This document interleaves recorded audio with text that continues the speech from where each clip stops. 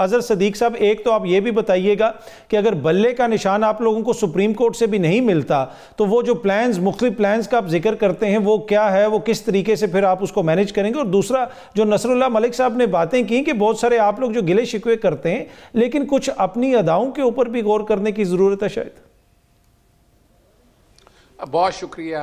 अच्छा, मैं समझ रहा था शायद ये बता रहे होंगे हमारे भाई हैं कि जनाब rogue army, Cyril Almeida, Kulbhushan Yadav, general Faiz, general Bajwa, मैं क्या शायद नवाज शरीफ का जिक्र कर रहे होंगे, हमारे भाई हैं, लेकिन मैंने कोई लफ्ज़ नहीं सुना उनके मुंह से।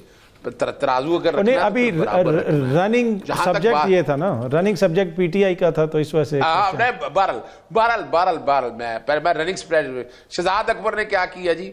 शहजाद अकबर ने जो किया है, अगर मिसाल जो बातें कह रहे हैं तो भाई कानून का रास्ता मौजूद है ना।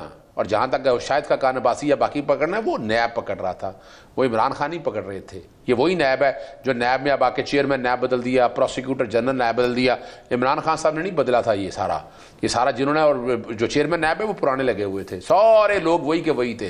इमरान खान ने नहीं ये किया। अब ये मुझसे अगर पूछेगा, मुझे तो बहुत सी हिस्ट्री पता है इन सारी चीज़ों के हवाले से, मुझे नजर आ रहा है मैनूवरिंग क्या हो रही है। मैंने जो सवाल पूछा था 9 मई से पहले की बातें बताएं, वो जवाब नहीं है, उसका जवाब मैं दे देता हूँ। उसकी जवाब बड़ा सीधा सा है कि ये एक दौर था, जुल्फ़िकार अली भुट्टो साहब को ना सारे गद्दार कहते थे, तौबा नौज़बिल्लाह। मैं सवाल ही मैंने वो आदमी जिसने जुल्फ़िकार अली भुट्टो साहब का ट्रायल देखा हुआ है।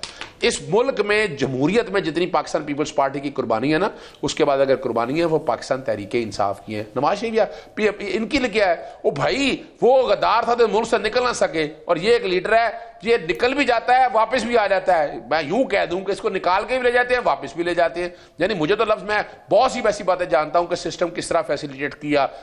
आखिर मैं यूके में रह के आया हूं, किस तरह इंटरनेशनल एस्टैब्लिशमें के नवाज शरीफ को सपोर्ट करती रही है और इमरान खान को एक कॉर्नर पर रखने के लिए बातें बड़ी होती रही हैं। सवाल है इमरान खान का कसूर क्या है? अगर आज भी देखा जाए, अगस्त 2018 में इमरान खान साहब आए, खुद कहते हैं ख्वाजा आसफ अप्रैल 2019 में राब्ता हो गया। और इसकी उनकी बात में सदाकत इसलिए है कि मैं जून 2019 में मैं भी यूके में था, तो वहां जो ये सारे जो भाग निकल गए थे ना, सारे देख लेना, कोई था यहाँ सागदार निकल गया, आप देखें, आप सलमान शहबाज, सारी का सारा खानदान आराम से निकल गया, और रह गया नवाज शरीफ था। नवाज शरीफ को भी वो सिस्टम निकाल कर बाहर ले गया। हमें मैं जो बात कहना चाह रहा हूँ ना, मेरा बात को समझने की बात है। देखें, 9 मई के वाक़े पे कोई कंप्रोमाइज नहीं होना चाहिए, मैं कह रहा हूं, बिल्कुल नहीं कंप्रोमाइज होना चाहिए।